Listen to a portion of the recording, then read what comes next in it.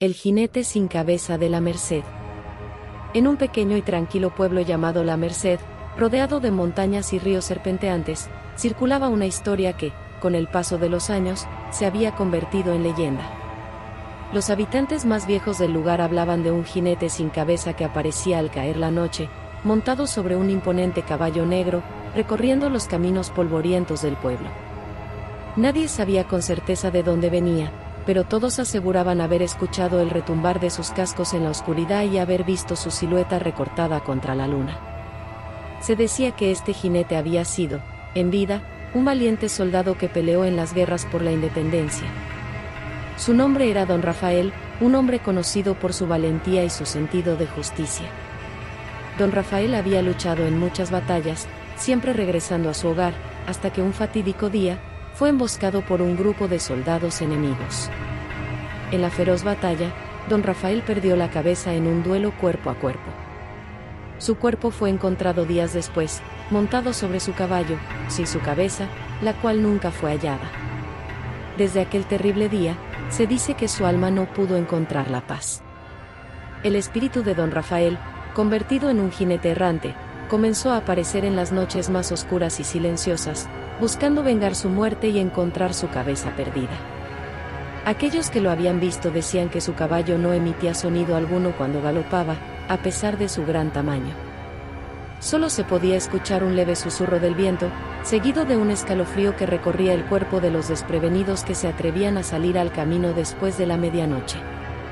Una fría noche de otoño, un joven llamado Andrés decidió desafiar la leyenda. Había escuchado las historias desde niño, pero no creía en fantasmas ni en seres sobrenaturales. Son solo cuentos de viejos para asustarnos, decía a sus amigos mientras reían alrededor del fuego.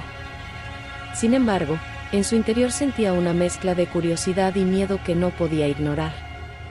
Así que, una noche, cuando la luna estaba alta y la niebla cubría los caminos, Andrés decidió montar su caballo e ir al lugar donde muchos aseguraban haber visto al jinete sin cabeza.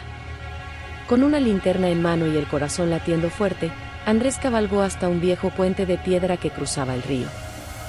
Ese puente era conocido como el Puente del Alma, un lugar clave en la leyenda del jinete.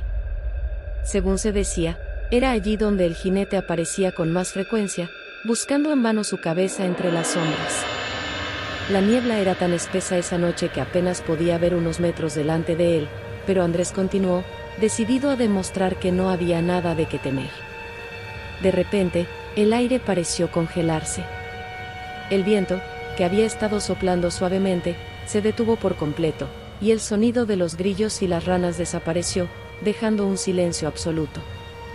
Andrés sintió un escalofrío recorrer su espalda, pero trató de ignorarlo.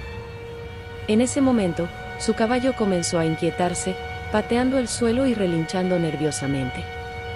Andrés tiró de las riendas, intentando calmarlo, pero el animal parecía aterrado, como si sintiera la presencia de algo que Andrés no podía ver. Y entonces lo escuchó.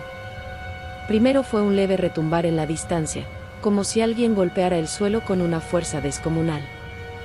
Los latidos del corazón de Andrés se aceleraron cuando se dio cuenta de que el sonido se acercaba rápidamente.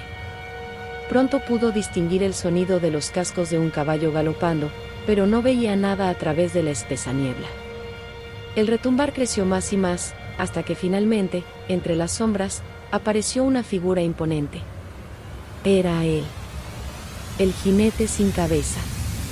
Montado en su caballo negro, con su capa ondeando en el viento, el jinete se acercaba cada vez más. Andrés, paralizado por el miedo, no podía moverse. La figura del jinete era más aterradora de lo que jamás había imaginado.